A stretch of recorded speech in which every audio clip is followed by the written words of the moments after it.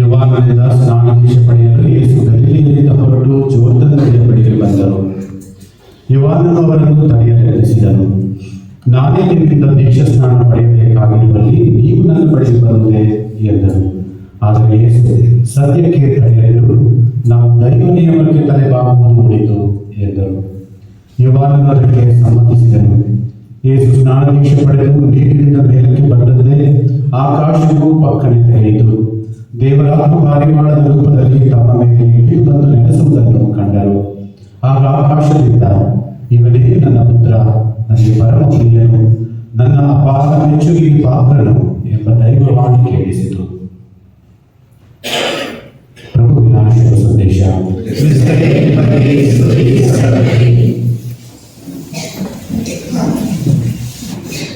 ಪ್ರಭುವಿನ ಸ್ನಾನದೀಕ್ಷೆಯ ಮಹೋತ್ಸವವನ್ನು ಆಚರಿಸುತ್ತಿದ್ದೇವೆ.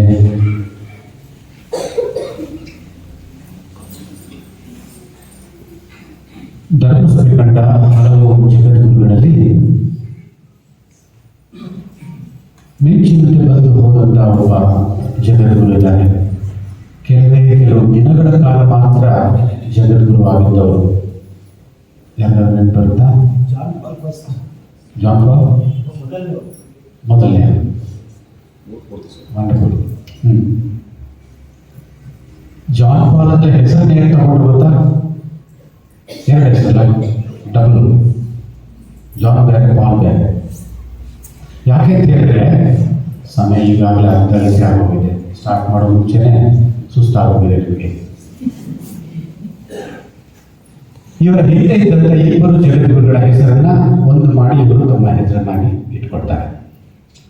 23ನೇ ಜಾನ್ ಜಗದ್ಗುರುವಾಗಿದ್ದರು. 1963ರಲ್ಲಿ ಅವರ ನಿಧನವಾಯಿತು. ಅವರ ಆದ ನಂತರ ಪಾಲ್ ದ 6th, 6ನೇ ಪಾಲ್ ಜಗದ್ಗುರುವಾಗಿ ಆದರು. 78ರವರೆಗೆ ಇದ್ದರು. ಇವರಿಬ್ಬರ ಹೆಸರನ್ನ 1978ರಲ್ಲಿ ಜಗದ್ಗುರುವಾಗಿ ಇವರು ಆಯ್ಕೆ ಆಗ್ತಾರೆ. ಇವರು ಅವರಿಬ್ಬರ ಹೆಸರನ್ನ ತಮ್ಮ ಹೆಸರನ್ನಾಗಿ ಇಟ್ಕೊಳ್ತಾರೆ. ಜಾನ್ ಪಾಲ್ ಅಂತ ಮೊದಲ ಜಾನ್ ಪಾಲ್ ಅಂತ. ಆಮೇಲೆ ಜಾನ್ ಪಾಲ್ ದ್ವಿತೀಯ ಜಾನ್ ಪಾಲ್ ಬಂದದ್ದು. ಇವರು ಜಗದ್ಗುರುವಾಗಿ ಇದ್ದದ್ದು ಎಷ್ಟು ದಿನ ಗೊತ್ತೇ? 33 ದಿನ ಮಾತ್ರ. ಕೇವಲ 33 ದಿನ. ಹೃದಯಾಘಾತದಿಂದ ತೀರ್ಕೊಂಡು ನಿಧನವಾದ. ಈ 33 ದಿನಗಳಲ್ಲಿ ಒಂದು ಘಟನೆಯನ್ನ ಅವರ ಜೊತೆಗೆ ವಾಸಿಸಿದ್ದಂತಹ ಕಾಡಿನಲ್ಲರೂ ತಮ್ಮ ಮುಂದೊಂದು ದಿನದಲ್ಲಿ ಗುರು ಆಗಲಿಕ್ಕೆ ಸಿದ್ಧವಾಗುವ ಅಭ್ಯರ್ಥಿಗಳಿಗೆ, ಸೆಮಿನೇರಿಯನ್ಸ್ಗೆ ಒಂದು ಘಟನೆಯನ್ನು ಹೇಳ್ತಾರೆ. ಜಗದ್ಗುರುಗಳು ಪ್ರತಿನಿತ್ಯ ತಮ್ಮ ಪ್ರೈವೇಟ್ ಶಾಪ್ನಲ್ಲಿ, ತಮ್ಮ ಖಾಸಗಿಯಲ್ಲಿರುವ ಇದರಲ್ಲಿ ಪ್ರಾರ್ಥನಾಲಯದಲ್ಲಿ ಬಲಿಪೂಜೆನ ಅರ್ಪಿಸೋದು ವಾಡಿಕೆ. ಬೆಳಗ್ಗೆ ಪ್ರತಿನಿತ್ಯ ಅದು ಅವರ ವಾಡಿಕೆ. ಅಂದರೆ ಬೇರೆ ನಾವು ಸಾರ್ವಜನಿಕ ಕಾರ್ಯಕ್ರಮಗಳು ಇದ್ದಾಗ ಮಾತ್ರ ಹೊರಗೆ ಪೂಜೆ, ಅಥವಾ ಯಾವಾಗಲೂ ತಮ್ಮ ಖಾಸಗಿಯ ಪ್ರಾರ್ಥನಾಲಯದಲ್ಲಿ ಪೂಜೆ ಮಾಡ್ಕೊಳ್ತೀವಿ. ಅವರು ಮತ್ತು ಅವ್ರ ಜೊತೆ ಒಬ್ಬರು ಕಾಡಿನಲ್ಲಿ ಇವರು ಬಲಿಪೂಜೆಯನ್ನು ಅರ್ಪಿಸೋದು, ಕಾಡಿನಲ್ಲಿ ಪೀಠ ಸೇವೆ ಮಾಡೋದು. ಸ್ವಲ್ಪ ದಿನಗಳಾದ್ಮೇಲೆ, ಒಂದು ವಾರ ಆದಮೇಲೆ, 10 ದಿನ ಆದಮೇಲೆ ಇವರು ಹೇಳಿದಂಥ ಘಟನೆ ಅದನ್ನು ರೆಕಾರ್ಡ್ ಮಾಡಿದ್ದಾರೆ. ಅವರು ಹೇಳ್ತಾರೆ, ತಮ್ಮ ಕಾಡಿನ ಕಡೆಗೆ ತಿರುಗಿ ಬಲಿಪೂಜೆ ಮೊದಲು ಕಾಡಿನಲ್ಲೇ ಮ್ಯಾಗಿ ಅವರ ಹೆಸರು, ನೋಡು, ಇಷ್ಟು ದಿನ ನನಗೆ ಪೂಜೆ ಮಾಡಲಿಕ್ಕೆ, ಬಲಿಪೂಜೆ ಅರ್ಪಿಸಲಿಕ್ಕೆ ಪೀಠ ಸೇವೆ ಮಾಡಿದ್ದೀಯ. ಇವತ್ತು ಅದ್ರ ಬದಲು ಮಾಡ್ಕೊಳ್ಳೋಣ, ನೀನು ಪೂಜೆ ಮಾಡು, ನಾನು ಪೀಠ ಸೇವೆ ಮಾಡ್ತೀನಿ. ಕಾಡಿನಲ್ಲಿ ಹೇಳಿದ್ರೆ ಇದೆಲ್ಲ ನಡೆಯುತ್ತ. ಜಗದ್ಗುರುಗಳು ನೀವು, ನಾನು ಪೀಠ ಸೇವೆ ಮಾಡೋದು ನನ್ನ ಕರ್ತವ್ಯ, ನನ್ನ ಕೆಲಸ, ನನ್ನ ಸ್ಥಾನ, ಅದರಲ್ಲಿ ನೀವು ಒಂದು ಸೇರೋದೇ ಸಾಧ್ಯ. ಬೇಡ ಬೇಡ ಪ್ರತಿಭಟಿಸಿದ್ರು ಕೂಡ ಜಗದ್ಗುರುಗಳು ಹೇಳಿದ್ರು, ಇಲ್ಲ ನೀನು ಮಾಡು. ಅವರ ಮಾತಿಗೆ ತಲೆಬಾಗಿ ಮೊದಲು ಜಗದ್ಗುರುಗಳ ಬಲಿಪೂಜೆ ಅರ್ಪಿಸ್ತಾರೆ. ಬೆಳಗ್ಗೆ 6:30 ಗಂಟೆಗೆ ಬಲಿಪೂಜೆ ಆದ ತಕ್ಷಣ ತಮ್ಮ ವೆಸ್ಟ್ಮೆಂಟ್ ಅನ್ನ, ಪೂಜಾ ವಸ್ತ್ರವನ್ನ ಅದರ ಬದಲು ಮಾಡಿಕೊಂಡು ಅವರು ಬಲಿಪೂಜೆ ಅರ್ಪಿಸ್ತಾರೆ. ಇವರು ಪೀಠ ಸೇವೆ ಮಾಡ್ತಾರೆ. ಈ ಸಹೋದರಿಯರೇ, ಸಹೋದರರೇ, ಈ ಘಟನೆಯನ್ನು ಹೇಳಲಿಕ್ಕೆ ಕಾರಣ ಯೋಹಾನನ ಬಳಿಗೆ, ಸ್ನಾನಿಕ ಯೋಹಾನನ ಬಳಿಗೆ ಯೇಸು ಬರ್ತಾರೆ. ಇದರಲ್ಲಿ ಯಾರು ದೊಡ್ಡವರು ಯಾರು ಚಿಕ್ಕವರು ಅನ್ನೋದೆಲ್ಲ ಪ್ರಶ್ನೆ. ದೇವರೆದುರಿಗೆ ಎಲ್ಲರೂ ಕೂಡ ಒಳ್ಳೆಯ ಸಮಾನವೇ. ಆದರೆ ಇಲ್ಲಿನ ಚಿತ್ರಣ ಬೇರೆ ಅಲ್ವೇ? ಯೇಸು ಸ್ವಾಮಿ ಜೋರ್ದಾನ್ ನದಿಗೆ, ಗಲಿಲೆಯದಿಂದ ಬಂದು ಜೋರ್ದಾನ್ ನದಿಗೆ ಬರ್ತಾರೆ. ಜೋರ್ದಾನ್ ನದಿಗೆ ಬಂದು ಸ್ನಾನಿಕ ಯೋಹಾನನನ್ನು ನೋಡಿ ಹೇಳ್ತಾರೆ, ನನಗೆ ಸ್ನಾನ ದೀಕ್ಷೆ ಕೊಡು. ಸ್ನಾನ ದೀಕ್ಷೆ ಹೇಳ್ತಾರೆ. ಸ್ನಾನಿಕ ಯೋಹಾನ ಹೇಳ್ತಾರೆ, ನಿಮಗೆ ನಾನು ಸ್ನಾನ ದೀಕ್ಷೆ ಕೊಡೋದೆ, ನಿಮ್ಮಿಂದ ನಾನು ಸ್ವೀಕರಿಸಬೇಕಾದನ್ನು ನೀವು ನನ್ನಿಂದ ಕೇಳ್ತಿದ್ದೀರಲ್ಲ, ಇದು ಸಾಧ್ಯನೇ ಇಲ್ಲ. ಯೇಸು ಸ್ವಾಮಿ ಹೇಳ್ತಾರೆ, ಇಲ್ಲ, ದೇವರ ಇಚ್ಛೆಗೆ ಚಿತ್ತಕ್ಕೆ ನಾವು ತಲೆಬಾಗಲೇಬೇಕು. ದಯವಿಟ್ಟು ನನಗೆ ದೀಕ್ಷೆ ಸ್ನಾನ ಮಾಡಿಕೊಂಡು ಪೋಪ್ ಮತ್ತು ಕಾಡಿನರು ಅದರ ಬಗ್ಗೆ ಮಾಡಿಕೊಂಡ್ರಿಲ್ವಾ? ಇಲ್ಲಿ ಹಾಗೆ ಆಗ್ತಾ ಇದೆ ಅನ್ಸುತ್ತೆ. ಇಲ್ಲಿ ಕೂಡ ಹಾಗೆ ಆಗ್ತಾ ಇದೆ. ದೇವರ ಪುತ್ರನಾದಂಥ ಕ್ರಿಸ್ತ ಸಾಧಾರಣವಾದಂತಹ ಒಬ್ಬ ಪಾಪಿ ಮನುಷ್ಯನಿಂದ ದೀಕ್ಷಾ ಸ್ನಾನವನ್ನು ಸ್ವೀಕರಿಸ್ತಾರೆ. ಯೇಸು ಸ್ವಾಮಿಗೆ ದೀಕ್ಷಾ ಸ್ನಾನದ ಅವಶ್ಯಕತೆ ಇದೆ. ಶತಶತಮಾನಗಳಿಂದಲೂ ಕೂಡ ಯಹೂದ್ಯರಲ್ಲಿ ಈ ಪದ್ಧತಿ ಇತ್ತು. ಇದು ಯೇಸು ಸ್ವಾಮಿ ಗಂಡಿಗೆ ಬಂದಾಗ ಗಂಡಿಗೆ ಕಾಣೋದು ಮಾತ್ರ ಅಲ್ಲ, ಅಥವಾ ದೀಕ್ಷಾ ಸ್ನಾನವನ್ನು ಕೊಡೋದನ್ನ ಪ್ರಾರಂಭ ಮಾಡಿದ್ದು ಸ್ನಾನಿಕ ಯೋಹಾನ ಅಲ್ವೇ ಅಲ್ಲ. ಇದಕ್ಕೂ ಶತಮಾನಗಳ ಹಿಂದೆ ಇವರ ಅಭ್ಯಾಸ ಇತ್ತು. ಇವರ ಧರ್ಮದಲ್ಲಿ ಶತಮಾನಗಳಿಂದ ಇದನ್ನು ನಡೆಸ್ಕೊಂಡು ಬರ್ತಾ ಇದ್ರು. ಇದೇನು ಹೊಸದಲ್ಲ, ಅವರಿಗೆ ಹೊಸದಲ್ಲವೇ ಅಲ್ಲ. ಆದ್ರೆ ಅವರ ರೀತಿ ಬೇರೆ. ದೇವಾಲಯದ ಆವರಣದಲ್ಲಿ ಒಂದು ಸಣ್ಣ ಒಂದು ಕೊಳವನ್ನು ಇಡ್ತಾರೆ. ಕೊಳ, ಮಿಕ್ವೆ ಅಂತ ಹೇಳ್ತೀವಿ. ಮಿಕ್ವೆ ಅಂತ ಹೇಳಿದ್ರೆ ನೀರಿನ ಪಾತ್ರೆ ಅಥವಾ ನೀರಿನ ಕೊಳ. ಎಲ್ಲ ಯಹೂದ್ಯರು ಬಂದು ಪ್ರಜ್ಞಾವಂತ, ಶ್ರದ್ಧಾವಂತ, ಭಕ್ತಿಯಿಂದ ಎಲ್ಲರೂ ಬಂದು ಅದರಲ್ಲಿ ತಮ್ಮನ್ನ ಶುದ್ಧ ಮಾಡಿಕೊಂಡು ಕೈ ಕಾಲನ್ನು ತೊಳೆದುಕೊಂಡು ದೇವಾಲಯದ ಒಳಗೆ ಹೋಗ್ತಿದ್ರು. ಅವರ ಪ್ರಕಾರ ಈ ನೀರಿನಿಂದ ಅಭಿಷೇಕರಾಗುವುದು, ನೀರಿನಿಂದ ಶುದ್ಧರಾಗುವುದರ ಅರ್ಥ ಏನು ಅಂತ ಹೇಳಿದ್ರೆ, ನಮ್ಮ ಪಾಪಗಳ ಪರಿಹಾರದಿಂದ ನಾವು ದೇವರ ಪರಿಶುದ್ಧ ಪ್ರಸನ್ನತೆಗೆ ಹೋಗಬೇಕು. ನಮ್ಮ ಪಾಪಗಳನ್ನು ಕಳಚಿಬಿಟ್ಟು ಶುದ್ಧ ಮಾಡಿಕೊಂಡು ದೇವರನ್ನ ದರ್ಶಿಸಲಿಕ್ಕೆ ಹೋಗಬೇಕು ಎನ್ನುವುದಕ್ಕಾಗಿ ದೇವಾಲಯಕ್ಕೆ ಹೋಗುವ ಮುನ್ನ ತಮ್ಮನ್ನೇ ಶುದ್ಧ ಮಾಡಿಕೊಂಡು ಎಲ್ಲರೂ ಮಾಡ್ತಿದ್ರು. ವಾರಕ್ಕೆ ಒಮ್ಮೆ ಆದರೂ, ವಾರಕ್ಕೆ 2 ಬಾರಿ ಆದರೂ ಮಾಡ್ತಿದ್ರು ಗಂಡಂದರೆಲ್ಲರೂ. ಮಹಿಳೆಯರು ತಿಂಗಳಿಗೆ ಒಮ್ಮೆ ಮಾಡಿಕೊಡ್ತಾ ಇದ್ರು. ಇದು ನಡೀತಿದ್ದಂತೆ. ಅದಕ್ಕೆ ದೀಕ್ಷಾ ಸ್ನಾನ. ಆದರೆ ಇನ್ನೊಂದು ವಿಚಾರ ಇತ್ತು. ಏನು? ಅನ್ಯ ಧರ್ಮೀಯರ ಯಾರಾದರೂ ಯಹೂದ್ಯರಾಗಬೇಕು ಅನ್ನೋದಾದ್ರೆ ಅವರಿಗೆ ಕಡ್ಡಾಯ, ದೀಕ್ಷಾ ಸ್ನಾನ ಕಡ್ಡಾಯ. ಬೇರೆ ಯಹೂದ್ಯರಿಗೆ ಕಡ್ಡಾಯ ಇಲ್ಲ, ಇವರಿಗೆ ಕಡ್ಡಾಯ. ಯೇಸು ಸ್ವಾಮಿಗೆ ಇದರ ಅವಶ್ಯಕತೆ ಐತೆ. ದೇವರ ವಾಕ್ಯ ಹೇಳುತ್ತೆ. ಇವಾಗ ಹೇಳ್ತೀವಿ, ಬೇರೆ ಎಲ್ಲಾ ಉತ್ತರಗಳಿಗಿಂತ ದೇವರ ವಾಕ್ಯ ಓದ್ಬಿಡೋಣ. ನಾನೇ ನಿಮ್ಮಿಂದ ದೀಕ್ಷಾ ಸ್ನಾನ ಪಡೆಯಬೇಕಾಗಿರುವಲ್ಲಿ ನೀವು ನನ್ನ ಬಳಿಗೆ ಬರುತ್ತೇನೆ ಎನ್ನುವಂತಹ ಪ್ರಶ್ನೆ ಸ್ನಾನಿಕ ಯೋಹಾನ. ಅದಕ್ಕೆ ಯೇಸು ಸ್ವಾಮಿ ಹೇಳ್ತಾರೆ, ನನ್ನನ್ನು ತಡೆಯಬೇಕು. ನಾವು ದೇವರ ನಿಯಮಕ್ಕೆ ತಲೆಬಾಗುವುದು ಒಳ್ಳೆಯದು. ಇದು ದೇವರ ನಿಯಮ, ಮನುಷ್ಯರ ನಿಯಮ ಅಲ್ಲ. ಯೇಸು ಸ್ವಾಮಿ ದೀಕ್ಷಾ ಸ್ನಾನ ಯಾಕೆ ಪಡೆಯಬೇಕಾಗಿತ್ತು? ಇನ್ನೇನೇನೋ ಕಾರಣಗಳಿಗಿಂತ ಮಿಗಿಲಾಗಿ ದೈವ ವಾಕ್ಯ ಹೇಳುವ ಪ್ರಕಾರ ನೀನು ಮತ್ತು ನಾನು ದೇವರ ನಿಯಮಕ್ಕೆ ತಲೆಬಾಗುವುದು ಒಳ್ಳೆಯದು. ದೇವರ ಚಿತ್ತ ಇದೆ, ದೇವರ ಚಿತ್ತ, ದೇವರ ಇಷ್ಟ, ದೇವರೇ ನೇಮಿಸಿರುವ ದಿನ. ಆದ್ರಿಂದ ನಾವು ಇದನ್ನು ಸ್ವೀಕರಿಸಲೇಬೇಕು. ಇಬ್ರಿಯರಿಗೆ ಬರೆದಂತಹ ಶುಭ ಸಂದೇಶ ಇದೆ. ಶುಭ ಸಂದೇಶಗಳು ಹಲವಿವೆ, ಮಾತ್ರ ಅಧಿಕೃತವಾಗ್ತದೆ. ಉಳಿದ ಶುಭ ಸಂದೇಶಗಳಲ್ಲಿ ಕೂಡ ಹಲವು ಉದಾಹರಣೆಗಳನ್ನು ಸಿಗುತ್ತದೆ. ಇಬ್ರಿಯರಿಗೆ ಬರೆದಂತಹ ಒಂದು ಶುಭ ಸಂದೇಶ ಇದೆ. ಮತ್ತಾಯನ ಶುಭ ಸಂದೇಶ ತೆಗೆದುಕೊಂಡ್ರೆ 2200 ಸಾಲುಗಳಿವೆಯಂತೆ. ಒರಿಜಿನಲ್ ಟೆಕ್ಸ್ಟ್ ಅಲ್ಲಿ 2200 ಸಾಲುಗಳು ಮತ್ತಾಯನಲ್ಲಿ. ಇಬ್ರಿಯರಿಗೆ ಬರೆದಂತಹ ಶುಭ ಸಂದೇಶದಲ್ಲಿ 2500 ಇದೆ, 300.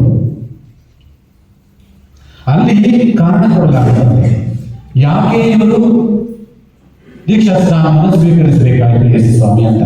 ಆಶ್ರಮ ಸಂದೇಶದ ಪ್ರಕಾರ ಇದೆಲ್ಲ ನಮ್ಮ ವಿಶ್ವಾಸ ದೂರ ಆಗಬೇಕು, ಬೇರೆ ದಾರಿಗೆ ಬೇಕು ಅಂತ ಹೇಳ್ತಿಲ್ಲ. ವಾಸ್ತವ ಏನಿದೆಯೋ ಅದನ್ನು ಹೇಳಿದ್ರೆ ಒಳ್ಳೆಯದೇ ಅನ್ಸುತ್ತೆ. ಆಶ್ರಮ ಸಂದೇಶದ ಪ್ರಕಾರ ಯೇಸು ಸ್ವಾಮಿ ದೀಕ್ಷಾಸ್ನಾನ ಪಡೆದ ಕಾರಣ ಏನು ಅಂತ ಹೇಳಿದ್ರೆ ಅವರಮ್ಮ ಫೋರ್ಸ್ ಮಾಡಿದ್ರೆ, ಹೋಗು ತಗೊಳ್ಳೋ ಹೋಗು ತಗೋ, ಎಲ್ಲಾರು ತಗೋತಾ ಇದ್ದಾರೆ, ಎಲ್ಲಾರು ದೀಕ್ಷಾಸ್ನಾನ ಪಡೆದಿದ್ದಾರೆ, ನೀನು ಹೋಗು, ನೀನು ಕೂಡ ಒಬ್ಬ ಯಹೂದಿ ಆದ್ರೆ ಹೋಗು, ದೈವ ನೇಮಕ್ಕೆ ತಲೆಬಾಗು, ಹೋಗು, ಎಲ್ಲರೂ ಶುದ್ಧೀಕರಣ ಸಂಸ್ಕಾರವನ್ನು ಸ್ವೀಕರಿಸ್ತಾ ಇದ್ದಾರೆ, ನೀನು ಹೋಗು ಸ್ವೀಕರಿಸು. ಅವರ ಅಮ್ಮನ ಮಾತು ಕೇಳಲ್ಲ ಅಂತ ತಿಳ್ಕೊಂಡ್ರೆ ನಾವು ಕೆಲವರು, ಅವರ ಹಿತೈಷಿಗಳು ಬಂಧುಗಳು ಕೂಡ ಬಂದು ಹೇಳಿದ್ರಂತೆ, ಹೋಗು ನೀವು ಒಳ್ಳೆಯ ದೀಕ್ಷಾ ಸ್ನಾನ ಮಾಡಲೇಬೇಕು. ಆ ಶುಭ ಸಂದೇಶದಲ್ಲಿ ಬರೆದಿರುವಂತ ವಿಚಾರ. ಕೆಲವು ಧರ್ಮಸಭೆಯ ಪಂಡಿತರು, ಧರ್ಮಸಭೆಯ ಪಿತಾಮಹರೆಲ್ಲ ಹೇಳ್ತಾರೆ, ಯೇಸು ಸ್ವಾಮಿ ತನ್ನನ್ನು ತಾನೇ ತನ್ನ ಜನರೊಂದಿಗೆ ಗುರುತಿಸಿಕೊಳ್ಳಿಕ್ಕಾಗಿ ದೀಕ್ಷಾ ಸ್ನಾನವನ್ನು ಸ್ವೀಕರಿಸಿದ್ರು, ಅದರ ಅವಶ್ಯಕತೆ ಅವರಿಗೆ ಇರಲಿಲ್ಲ. ನಾವೆಲ್ಲ ಯಾಕೆ ದೀಕ್ಷಾ ಸ್ನಾನ ಸ್ವೀಕರಿಸ್ತಿದ್ದೀನೋ ನೆಕ್ಸ್ಟ್ ಅಂತ ಮುಂದಿನ ಹಂತಕ್ಕೆ ಬರೋಣ. ದೀಕ್ಷಾ ಸ್ನಾನ ಅಂದ್ರೆ ನಮಗೆ, ದೀಕ್ಷಾ ಸ್ನಾನ ಅಂದ್ರೆ ಧರ್ಮಸಭೆಯ ಬೋಧನೆಯ ಪ್ರಕಾರ ನಾವು ದೀಕ್ಷಾ ಸ್ನಾನದ ಮುಖಾಂತರ ನಮ್ಮ ಜನ್ಮ ಪಾಪ ಮತ್ತು ಅಲ್ಲಿಯವರೆಗೆ ಮಾಡಿದ ಎಲ್ಲಾ ಪಾಪಗಳಿಂದ ಮುಕ್ತಿಯನ್ನು ಪಡೆಯುತ್ತೇವೆ. ಆ ದೀಕ್ಷಾ ಸ್ನಾನದ ಮುಖಾಂತರ ನಾವು ತಂದೆಯಾದ ದೇವರ ಮಕ್ಕಳಾಗ್ತೇವೆ. ಮೂರನೇದಾಗಿ ನಾವು ಸ್ವರ್ಗ ಸಾಮ್ರಾಜ್ಯಕ್ಕೆ ಬಾಧ್ಯಸ್ಥರಾಗ್ತೇವೆ, ವಾರಸುದಾರರಾಗ್ತೇವೆ. ನಾಲ್ಕನೇದಾಗಿ ಪವಿತ್ರ ಧರ್ಮಸಭೆಯ ಸದಸ್ಯರಾಗ್ತೇವೆ. ನಮ್ಮ ಪಾಪಗಳ ಪರಿಹಾರ, ತಂದೆಯ ಮಕ್ಕಳು ಮತ್ತು ನಮ್ಮ ಸ್ವರ್ಗಕ್ಕೆ ಬಾಧ್ಯಸ್ಥರ. ನಾಲ್ಕನೇದಾಗಿ ಧರ್ಮಸಭೆಯ ಸದಸ್ಯರು. ನಾವು ಹಲವು ಮಕ್ಕಳಿಗೆ ದೀಕ್ಷಾ ಸ್ನಾನ ಕೊಟ್ಟಿದ್ದೀನಿ, ಹಲವು ವಯಸ್ಕರಿಗೂ ದೀಕ್ಷಾ ಸ್ನಾನ ಕೊಟ್ಟಿದ್ದೀನಿ. ವಯಸ್ಕರೆಲ್ಲ ಭಕ್ತಿಯಾಗಿ ಕೈ ಜೋಡಿಸಿಕೊಂಡು ಆಕ್ಟಿವ್ ಆಗಿ ಭಾಗವಹಿಸ್ತಾರೆ, ಸಕ್ರಿಯವಾಗಿ ಭಾಗವಹಿಸ್ತಾರೆ. ಮಕ್ಕಳಿಗೆ ದೀಕ್ಷಾ ಸ್ನಾನ ಕೊಡುವಾಗ ಸುಮಾರು ವಿಧದ ಮಕ್ಕಳನ್ನು ನೋಡಿದ್ದೀನಿ ನಾನು. ನೀವು ನೋಡಿರ್ತೀರಿ, ನಿಮ್ಮ ಮಕ್ಕಳನ್ನು ನೋಡಿರ್ತೀರಿ. ನಾನು ನೋಡಿರುವ ಒಂದು 3-4 ರೀತಿಯ ಮಕ್ಕಳು ಯಾವ ರೀತಿ ಇರ್ತಾರೆ ದೀಕ್ಷಾ ಸ್ನಾನದಲ್ಲಿ ಅಂತ ಹೇಳ್ತೀನಿ. ಮೊದಲನೇದಾಗಿ ಬಹಳ ಹಸಿರಿಯ ಕಣ್ಣುಗಳಿಂದ ಏನ್ ನಡೀತಾ ಇದೆ ಅಂತ ಬಹಳ ಆಕ್ಟಿವ್ ಆಗಿ ಪಾರ್ಟಿಸಿಪೇಟ್ ಮಾಡುವಂತ ಮಕ್ಕಳು, ಬಹಳ ಆಕ್ಟಿವ್ ಆಗಿರ್ತಾರೆ, ತೊಂದರೆ ಮಾಡೋದಿಲ್ಲ. ಫಾದರ್ ಕೈ ಹಾಕಿ 4 ಕೈ ಹಿಡಿತಾರೆ, ಕ್ಯಾಂಡಲ್ ಕೊಡಕ್ ಹೋದ್ರೆ ಕ್ಯಾಂಡಲ್ ಹಿಡಿದುಕೊಡಕ್ ಹೋಗ್ತಾರೆ, ನೀರು ಹೋದ್ರೆ ಈಗೆಲ್ಲ ಮಾಡ್ತಾರೆ. ನಗನಂತ ಆಕ್ಟಿವ್ ಆಗಿ ಬಹಳ ಸಕ್ರಿಯವಾಗಿ ಅದರಲ್ಲಿ ಭಾಗವಹಿಸುವಂತ ಮಕ್ಕಳು. ಅಪ್ಪ ಅಮ್ಮ ಚೆನ್ನಾಗಿ ಹೊಟ್ಟೆ ತುಂಬಾ ಹಾಲು ಕುಡಿಸಿ ಕರ್ಕೊಂಡ್ ಬಂದಿರ್ತಾರೆ, ಒಳ್ಳೆ ಬೆಚ್ಚಗಿನ ಬಟ್ಟೆ ಹಾಕಿರ್ತಾರೆ, ಚೆನ್ನಾಗೆಲ್ಲ ಮಾಡಿ, ಚೆನ್ನಾಗಿದ್ರೆ ಮಾಡಿಸಿರ್ತಾರೆ, ಚೆನ್ನಾಗೆಲ್ಲ ಮಾಡಿ ಡ್ರೆಸ್ ಮಾಡಿ ಕರ್ಕೊಂಡ್ ಬಂದಿರ್ತಾರೆ. ಅಂತ ಆಕ್ಟಿವ್ ಮಕ್ಕಳು ಇರ್ತಾರೆ. ನೀವೆಲ್ಲ ಆಕ್ಟಿವ್ ಆಗಿದ್ದೀರಲ್ಲ, ವೆರಿ ಗುಡ್.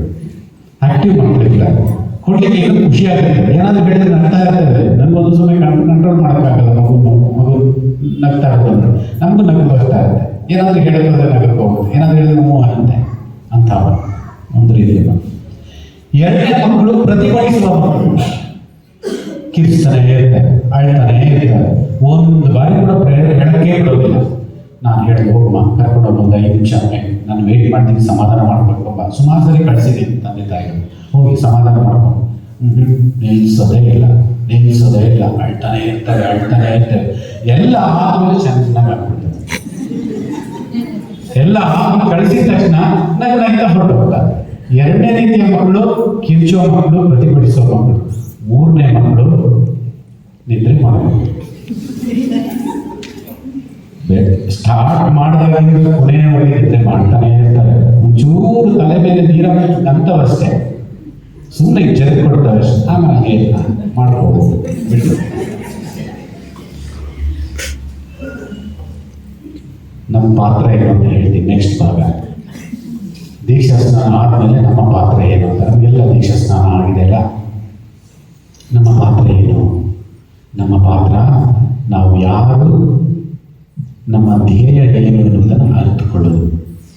ನಾವು ಯಾರು ಮತ್ತು ನಮ್ಮ ಧ್ಯೇಯ, ನಮ್ಮ ಗುರಿ ಏನು, ನಮ್ಮ ಜೀವನ, ನಮ್ಮ ಬದುಕು ಹೇಗಿರಬೇಕು. ನಾವು ಯಾರು ಅನ್ನೋದಕ್ಕೆ ನಾನು ಹೇಳಿದ ಪರಿಣಾಮಗಳು, ಸ್ನಾನ ದೀಕ್ಷೆಯ ಪರಿಣಾಮಗಳು. ನಾವು ಯಾರು? ನಾವು ದೇವರ ಮಕ್ಕಳು, ಸ್ವರ್ಗಕ್ಕೆ ಬಾಧ್ಯಸ್ಥರು, ಧರ್ಮಸಭೆಯ ಸದಸ್ಯರು. ಇದೆಲ್ಲ ನಾವು ಯಾರು ಎನ್ನುವುದನ್ನು ಪರಿಚಯ ಮಾಡಿಕೊಳ್ಳುವ ಪರಿಣಾಮ. ನಾವು ಏನಾಗಬೇಕು, ನಮ್ಮ ಧ್ಯೇಯ ಏನು? ನಾವು 3 ವಿಧಾನ ಹೇಳಿದ್ದಲ್ಲ ಮಕ್ಕಳು, ನಾವು ಅದರಲ್ಲಿ ಯಾರು ಇರುವುದನ್ನು ಅರಿತುಕೊಂಡು ಯಾವ ರೀತಿ ಆಗಬೇಕು ಎನ್ನುವುದರಲ್ಲಿ ನಾವು ಜೀವಿಸಬೇಕಾದ. ಇಷ್ಟಕ್ಕೆ ನಿಲ್ಲಿಸ್ಬಿಡ್ತೀವಿ. ಜಾಸ್ತಿ ಮಾಡಿದರೆ ಸಮಸ್ಯೆ ಏನಿಲ್ಲ ಅಲ್ವಾ? ಸಮಸ್ಯೆ ಇಲ್ಲಿಗೆ ಬಿಟ್ಬಿಡೋಣ, ಜಾಸ್ತಿ ಬೇಡ. ಯೇಸುವಿನ ದೀಕ್ಷಾ ಸ್ನಾನದ ಮಹೋತ್ಸವವನ್ನು ಆಚರಿಸುವಾಗ ನಾವು ನಮ್ಮ ದೀಕ್ಷಾ ಸ್ನಾನದ ಬಗ್ಗೆ ಕೂಡ ಸ್ವಲ್ಪ ಹೊತ್ತು ಧ್ಯಾನಿಸಬೇಕು. ದೇವಾಲಯವನ್ನು ಪ್ರವೇಶಿಸುವಾಗ ನಾವು ತೀರ್ಥದಲ್ಲಿ ಕೈಯನ್ನಾಡಿ ನಮ್ಮನ್ನು ನಾವೇ ಪವಿತ್ರೀಕರಿಸಿಕೊಂಡು ಹೊರಗೆ ಬರ್ತೀವಿ. ಅದರ ಉದ್ದೇಶ, ಅದರ ಮೂಲ ಅರ್ಥ ಏನು ಅಂತ ಹೇಳಿದ್ರೆ, ದೇವರೇ ನನ್ನನ್ನು ಆಶೀರ್ವದಿಸು, ಇದನ್ನು ಸುತ್ತ ಹಾಕೊಳ್ತೀವಲ್ಲ, ದೇವರೇ ನನ್ನನ್ನು ಆಶೀರ್ವದಿಸು, ದೇವರೇ ನನ್ನನ್ನು ಪವಿತ್ರೀಕರಿಸು, ದೇವರೇ ನನ್ನನ್ನು ತೊಳೆದು ಶುದ್ಧ ಮಾಡು, ದೇವರೇ ರಕ್ಷಣೆಯಿಂದ ನೀನು ನನ್ನನ್ನು ಕಾಪಾಡಿದೀಯ, ಶಿಲುಬೆಯಿಂದ ನನ್ನನ್ನು ಕಾಪಾಡಿದೀಯ, ಆ ರಕ್ಷಣೆಗೆ ನಾನು ಪಾತ್ರರಾಗಿ ಜೀವಿಸುವಂತೆ ನನ್ನನ್ನು ಆಶೀರ್ವದಿಸು ಎಂದು ಹೇಳಿ ನಮ್ಮ ದೀಕ್ಷಾ ಸ್ನಾನವನ್ನು ನೆನಪಿಗೆ ತಂದುಕೊಂಡು ದೇವಾಲಯದ ಹೊರಗೆ ಬರ್ತೀವಿ. ಆತ್ಮೀಯ ಸಹೋದರಿಯರೇ, ಸಹೋದರರೇ, ಇವತ್ತು ದಯವಿಟ್ಟು ನಿಂತ್ಕೊಡಿ. ಒಂದೆರಡು ದೀಕ್ಷಾ ಸ್ನಾನದ ಪುನರೀಕರಣದ ವಾಗ್ದಾನಗಳನ್ನು ಮಾಡೋಣ. ಎಲ್ಲರೂ ಮುಚ್ಚಿ ಕೈ ಜೋಡಿಸಿ. ನಾವು ದೀಕ್ಷಾ ಸ್ನಾನ ಸ್ವೀಕರಿಸಿದಾಗ ನಮ್ಮ ತಂದೆ ತಾಯಿಗಳು ನಮಗೆ ದೇವಾಲಯಕ್ಕೆ ಕರೆದುಕೊಂಡು ಹೋಗಿ ದೀಕ್ಷಾ ಸ್ನಾನ ಕೊಡಿಸಿದರು. ಆ ದಿನದ ಘಟನೆಗಳು ನಮ್ಮ ನೆನಪಿಗೆ ಬರೋದಿಲ್ಲ, ಸಾಧ್ಯವಿಲ್ವೇನೋ. ಆದರೂ ಕೂಡ ಹಲವಾರು ದೀಕ್ಷಾ ಸ್ನಾನಗಳನ್ನು ಕೊಡುವ ವಿಧಾನಗಳನ್ನು ನಾವು ನೋಡಿದ್ದೇವೆ. ನಮ್ಮ ಮಕ್ಕಳಿಗೂ ಕೂಡ ನಾವು ದೀಕ್ಷಾ ಸ್ನಾನವನ್ನು ಕೊಡಿಸಿದ್ದೀವಿ. ಅದರ ಪರಿಣಾಮ ಮತ್ತು ಅದರ ಧ್ಯೇಯವನ್ನ ನಾವು ವೈಯಕ್ತಿಕವಾಗಿ, ಪ್ರತಿಯೊಬ್ಬರು ವೈಯಕ್ತಿಕವಾಗಿ ದೇವರ ಪವಿತ್ರ ಈ ಸನ್ನಿಧಾನದಲ್ಲಿ ಅರಿತುಕೊಳ್ಳಲಿಕ್ಕೆ ದೇವರ ಅನುಗ್ರಹಕ್ಕಾಗಿ ಪ್ರಾರ್ಥಿಸೋಣ. ಅಂದು ದೀಕ್ಷಾ ಸ್ನಾನದಲ್ಲಿ ಮಾಡಿದಂಥ ವಾಗ್ದಾನಗಳು, ತಂದೆ ತಾಯಿಗಳು ನಮ್ಮ ಪರವಾಗಿ ಮಾಡಿದಂಥ ವಾಗ್ದಾನಗಳನ್ನು ನಾವು ವೈಯಕ್ತಿಕವಾಗಿ ಇವತ್ತು ದೇವರಿಗೆ ಸಮರ್ಪಿಸೋಣ. ಹೌದು ಸ್ವಾಮಿ, ನೀನು ಸೈತಾನನನ್ನು ಬಿಟ್ಟು ಬಿಡುತ್ತೀಯಾ? ಹೌದು, ಬಿಟ್ಟು ಬಿಡುತ್ತೇನೆ ಎಂದು ವಾಗ್ದಾನ ಮಾಡಿದ್ದೀವಿ. ಅವನ ಕೆಲಸ ಕಾರ್ಯಗಳನ್ನೆಲ್ಲ ಬಿಟ್ಟು ಬಿಡುತ್ತೀಯಾ? ಹೌದು, ಬಿಟ್ಟು ಬಿಡುತ್ತೇನೆ. ಅವನ ದುಷ್ಟ ಪ್ರೇರಣೆಗಳನ್ನೆಲ್ಲ ಬಿಟ್ಟು ಬಿಡುತ್ತೀಯಾ? ಹೌದು, ಬಿಟ್ಟು ಬಿಡುತ್ತೇನೆ. ಧರ್ಮಸಭೆಯ ಪ್ರಕಾರ ಜೀವನ ಮಾಡ್ತೀಯಾ? ಹೌದು, ಜೀವನ ಮಾಡ್ತೇನೆ. ದೇವರ ತತ್ವಗಳನ್ನ, ಧರ್ಮಸಭೆಯ ತತ್ವಗಳನ್ನ ನೀನು ವೈಯಕ್ತಿಕವಾಗಿ ಅಂಗೀಕರಿಸಿ ಅದನ್ನು ಸಾಷ್ಟಾಂಗವಾಗಿ ನಿನ್ನ ಜೀವನದಲ್ಲಿ, ನಿನ್ನ ಬದುಕಲ್ಲಿ ಅಳವಡಿಸಿ ಬಾಳ್ತೀಯಾ? ಹೌದು, ಬಾಳ್ತೇನೆ. ಸ್ವರ್ಗವನ್ನು ಭೂಮಿಯನ್ನು ಸೃಷ್ಟಿಸಿದ, ಎಲ್ಲರೂ ಸೇರಿ ಹೇಳೋಣ. ಸ್ವರ್ಗವನ್ನು ಭೂಮಿಯನ್ನು ಸೃಷ್ಟಿಸಿದ ಸರ್ವಶಕ್ತನಾದ ದೇವರನ್ನು ವಿಶ್ವಾಸಿಸುತ್ತೇನೆ.